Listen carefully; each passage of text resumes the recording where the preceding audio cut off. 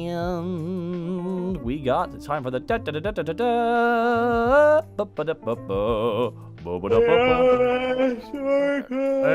Oracle. Alivast. Ooh. Alivast, at last, the first snowfall of Alivast. Parents, bundle up your children and get the cocoa a-flowing. The cold crone has paid our city of Alivast a visit. From the delicate and dizzy towers of the financial square in the illustrious Upper District to rickety tent town, folks of all stripes across Alivast rejoiced over the first snowfall of this season this week. As is tradition in our fair city, there was a flurry of parents trying to hold children back while they collected some fresh, unbroken snow in order to keep it in the ice boxes during the season. They say the cold crone of winter is often bitter, that her children summer, spring, and autumn are so much more celebrated and beloved, but the cold crone of winter is said to protect and ensure the safety of those who pay her proper appreciation and care, which is done by saving some of her work. The first snowfall. Bells rang out a warning the citizenry of Alivast of the coming snowfall, but the sheer amount still surprised some folks. Sela Sylphine, a weather diviner from the Luminescent Basin, a collection of mages in the Upper District, told the Alivast Oracle, "I'm actually surprised at the sheer amount. Usually the first fall is rather shallow, only a foot or so.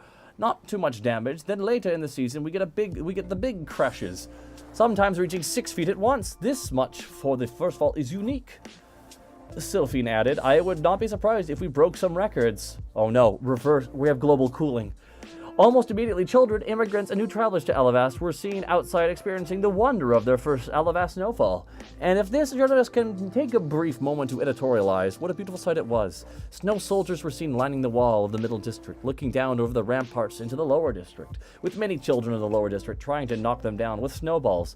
Great gleaming white mounds on rooftops, sparkling in the morning sun, and already many mages of the city were walking through the and cast merry magical motes of light on the branches of the bare and snow-laden branches of the trees to help illuminate the roads once the sun sets. Temperatures are expected to stay low throughout the weekend in much of the Lower District, making some of the roads rather slippery and difficult to move carts or horses. Though the winter months do make a hustle and bustle of commerce slow to a crawl, and food shipments do become rather scarce, many folks are excited for Alivast Snow Cloak Festival to provide lots of excitement, set to take place in just a few short weeks. As usual, the Oracle would like to remind readers that they should they discover a body in the snowdrifts, report it immediately to the city guard, and please do not allow children to play with the corpse. So far, only 23 people are missing and presumed dead. A delightful decrease from last year's snowfall, with only 4 of that number expected to be children. Fucking hell. Jesus. How did Town fare? Alrighty, please choose something to read, dude. Yes, mages of the Narasimum Collective alighting the tree in the Middle Arcana District. Ah, such cool art. Rosso 06, hope you guys enjoyed the first pages of the comic. We did, Rosso. We did. Amazing work, dude. The ad. We want your kitchen waste. Let's see. Tales from Tent Town. The following interview is one in a series of provided for the Alivast Oracle for the sake of their privacy. All interview subjects have requested to be left anonymous. The kitty's name is Rek. I found her a few months back. No mum. Probably got ate by some around here was starving. She's a whiner for sure. All needy and like needs a feeding, needs a milk. I won't settle for the night unless you sit with her on a favourite rag and give her an hour of snuggle. I used to be real rottily bad. A true bastard. I got screams in me blood tubes. If I ever saw someone what pissed me off, I'd let them have it. Didn't care what happened to me. It hasn't been that way lately. I had a dream last full moon. If I went and got myself snuffed out, Rek would. When I stop to think about that, I don't feel as angry. I've got to be going now. So much time for evening feeding.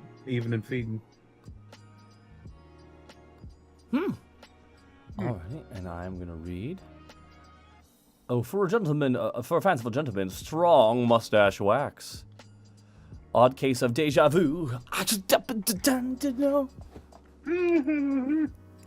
Yesterday, a sad familiar event occurred in the Middle Arcana district. A statue came to life and caused a rampage through the district, damaging several shops. Most witnesses thought it was the Dolmar incident all over again. However, once the statue came to a stop outside the Feeling Stuff taxidermy warehouse, a guard confirmed that the statue was indeed dead. It became clear that despite the similarities, this seemed to be more like an accident and less like a planned attack. A reminder that a few months back, a formerly well-respected wizard Dolmar faked his death and placed his soul into a statue of Mike Crank, and went on a killing spree. Yep. He also brought other statues to life to cause havoc throughout the city. After the event, Dolmar was put in proper custody. His research confiscated and all the statues destroyed to prevent this from happening. Which begs the question, who is behind this and how did they manage to do this? Within a few hours, the guards arrested Rick Yasharad, a wizard, as the perpetrator behind the evening's events. Well, this guy wasn't a mastermind, reported the source within the guard. We were able to track the statue by the shop owner mark on the heel of its foot. From there, tracking it back to Rick was a breeze, especially with the giant hole in his house. Sorry, I meant his parents' house. According to the report, Rick has commissioned several statues from the We Do Stone Cutting, Statues and Gargoyle Shop in the Middle Crafting District. When questioned the sculpture of the statues, he claims that Rick came in and requested a realistic statue of himself. After the initial statue, he made a request for another one, but made it more clear he wanted it to be realistic to his image. By the third and fourth statue, he was making his jaw squarer, the statue taller, the muscles more pronounced, and he kept going on about a bigger package. By the eighth time, he was finally happy. I was glad to get him out and that 7-foot monstrosity out of my shop. The report goes that once he got the statue back to his parents' house, he started getting to work.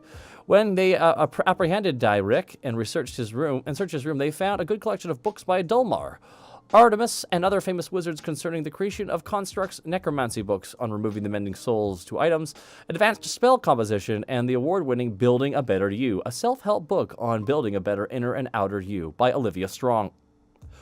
Oh, really? A self-help book from... All right, choose.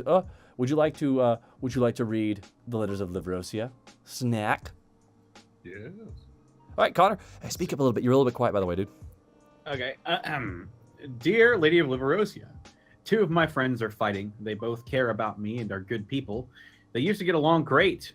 I had a misunderstanding with one friend while I have forgiven him, my other friend seems still angry because he feels I was disrespected.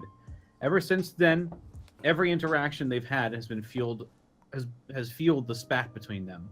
One friend can't accept that I am over the slight. The other takes everything he says as a personal attack. How can I stop the spiral? I want us all to get along. It would really help my mental state. Signed, Caught in the Middle. Dear Caught, I love you. It hurts whenever you feel caught between your friends' arguments. If they were friends once, I'm sure they can be friends again, especially since their fight seems to be about your happiness. Your willingness to forgive is beautiful. Your willingness to choose love of friends over a misunderstanding is blessed by Liverosia. The best thing may be to have them talk in a neutral environment with and let them know how they can best make you happy. Remind them that they once got along and encourage them to revisit memories of times they got along. Don't be shy about letting them both know that you won't stop loving either of them, regardless of the outcome. Dear representative of Liverosia, do you know where I can meet some good traditional Oron-loving girls in Alivast, ones that adhere to the moral upright virtues represented by the true doctrine of the United Oran clergy? If you do, please tell them to come down to the docks area outside the city walls. I would love to meet them. Even if they have not been the greatest about following the rules, I'm willing to forgive them and help them find their place again in Oran's preferred order of things. Signed, Sunlover. Sunlover. Dear Sunlover, I love you. I also want you to consider this. The light and warmth of the sun is Oran's love for the world. It falls on everyone equally, and every tree, flower, and blade of grass needs it to grow. Oron does not meter out his love and gives it away freely and without expectation for compensation or devotion. Doesn't it make sense that if you are a devotee of Oron, that you should express that same freedom by broadcasting your own love and affection to everyone around you? I'm not a member of the United Clergy or member of any Oron sect, so perhaps I am speaking out of turn, but I can't imagine a more pure representation of unconditional love than the sun. Ooh. 100 bits here from Ice Booth. I want to thank Voodoo Soviet for giving me the idea of a homebrew D&D race of platypus folk, or platy people, during a previous fan art stream. My friends are all in love with the race. I can't wait to use it in the campaign. That's awesome. Hydrate! Hydrate. Everyone hydrate. Alrighty. Want to read that last Lady Livresia? Sure. Dear lady, there's this lady that visits me a lot at school where I live now, and she's been teaching me music and other things. She's really beautiful and a great singer and a ton of more fun than the teachers at the clergy at school and clergy at the school. The other day we were telling jokes and I was laughing so much I thought I was going to pee. I yelled, "Stop it, Mom," and got super embarrassed because she's not my mom. My mom died a long time ago and I miss her. And I also feel kind of guilty that I called this other lady mom, as well as stupid embarrassed. I mean, I like this new lady. Sometimes when she gives me a goodbye hug, I don't want her to let go, but I don't want my mom's ghost to think that I've forgotten about her. I also think the lady may think I'm weird because when I called her mom, she got a really funny look on her face. Signed, Fantastic Awesome Red Tuba Player. Dear fantastic, awesome red tuba player, I love you, and I think someone else loves you too. Don't feel guilty or embarrassed about calling another person mom. Sometimes it kind of slips out when you're thinking about other things. I think I called my cello teacher mother at least once or 20 times. I don't need to be an Azamar of Hoketh to tell you that your birth mom would want you to be loved and cared for. If someone has come into your life to give you hugs when she's not around, I think she's okay with that. I'm willing to bet this new lady might not be mad at all about being called mom. She might think it's funny, or maybe she's even a little touched by it. Maybe the next time you see her, you can talk to her about your mom, about how much you miss her. I'm willing to bet she'll understand. P.S. You think I didn't notice the acronym in your pen name? I, too, studied the dwarven music terms once. That's pretty good. For those of you who don't know, a fantastic, awesome red tuba player stands for fart. Fart-p. Fart-p. Fart. Fart-p. Fart. Society notes. Bronze Fang's bow behold. I'm going to read little snippets of all these other ones. There have been more and more reports from my little birds bringing me news for one of Alivast's most eligible bachelors appearing in public with a golden-haired beauty that causes crowds to quickly gather wherever they go. As I've reported before, rumors of this celebrity couple have been making the rounds for quite some time after they first appeared at the ill-fated opening performance of The Phantom of the Soldier several weeks back. Barak and his female companion have been visiting shops in the crafting district, and especially glass shops seem to have caught their attention recently. This is a bit odd, as the third anniversary is typically one where glass and crystal are given as gifts, so perhaps they are shopping for some mutual acquaintance. Either way, seeing them engaging in such a typical activity shows that even the finest echelons of society are still just as mortal as the rest of us. Brock, of course, and you have to read more on your own, folks. That's right, I'm gonna get you guys to read this. Byword, delivered cut length and stoves for furnace. Contact the Woodcutters Guild by Westgate. Borky should work for them. Oh, I'm a woodcutter. So, like, I chop the wood? Yeah, but like this. So I just keep chopping. No, like this, though. But like this. No, like this. Like this. No. No, I think you're intentionally doing that. No, it's for a bit. For the stream. All right. Please, we want to read, would you like to read, what do you want to read? Potion War Brewing or Gregor's Sheath? I think I'll just go down the list and read Potion War Brewing. Okay. With winter in Alivast, things are heating up. In recent economic news, the competition between Foulfellow Elixir Company and Roots of the Druid Potion Shop has been stepping up.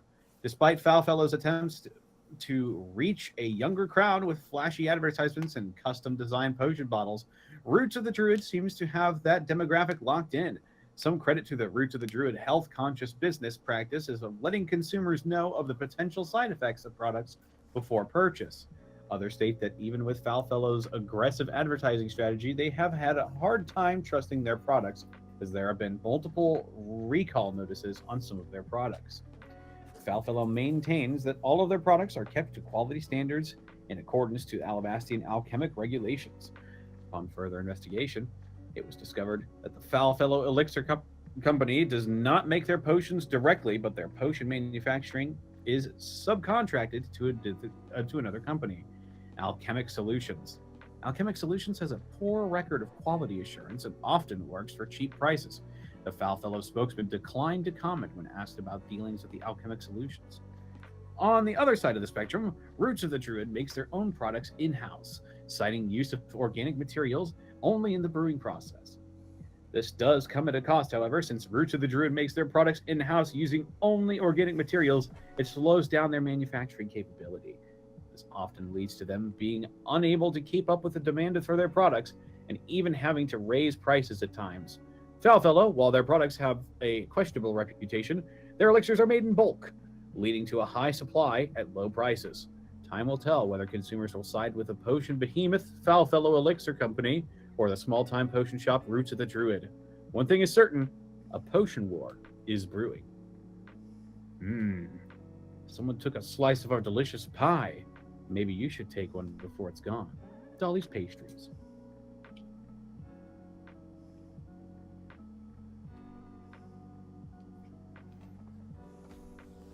Really cool. The fruit is always sweeter than the root. Druid's Fruit. A full daily meals and a single sip by Foulfellow Elixirs. Lower District Tavern seeking part-time labor. Must be good with scaled animals. Contact Office of Abacus Fleetfinger. Gregor Sheath, I'll read a little part of this. Dear readers, after much anticipation, winter has finally poofed into our home. Honestly, a bit light for Gregor's taste, but nonetheless, it's time. It's Gregor the Northlander. It's time to prepare for great cold. For great cold. As such, it would be remiss of Gregor to not warn you of the strongest winter. Warriors. Winter warriors, the snow. Gregor remembers the first time having winter in Alivast. Gregor's. Then, when coming back with prime cut of boar-loin, Gregor noticed great shadow begin covering ground, and when look up, Gregor was trapped under many feet of snow. Upon flexing way out, boar-loin cut was too soggy to prepare, forcing Gregor to dip into vast jerky reserve. Alone, snow is weak, cowardly, even it has tendency to melt at touch, but many together big problem. To combat freezing foe, Gregor recommends following in sheath, and you can read the rest, guys. Jolly's famous, Alivast Forest Service. Only you. Who? You. Who? Question mark? You, period. Want to read off that guard log? Sure thing. Inscribed and distributed by Granelda Spine Snapper. Data includes events that occurred in the past 24-hour period. Traffic, 1. Homicides, 0. Non-fatal encounters, 0. Street robberies, 1. Commercial robberies, 1. Arcane robberies, 1. Vehicle thefts, 1. Vehicle recoveries, 1. Vehicle break-ins, 0. Residential break-ins, 1. Commercial break-ins, 1. Apocalyptic, 0. Others, 0. At 7:05 a.m., Kevian and Codian were chasing an early morning purse robber through the crafting district. At the sound of the bell, the two of them took cover in a coffee shop, and when the snow hit, the snow incapacitated the would-be thief and took him into custody.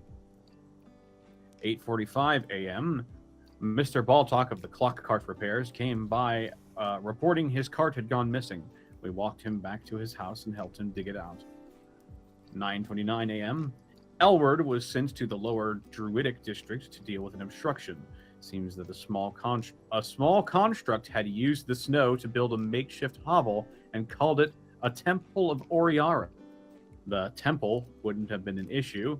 However, the little construct built it in the middle of a main road and it needed to be cleared. After explaining to the construct it was okay, it said okay and hopped away and wandered off. Elward didn't get its name. But I think we all know who that is. A little bit, yeah. and we have written in the stars. Ooh, star-based. And intelligence check.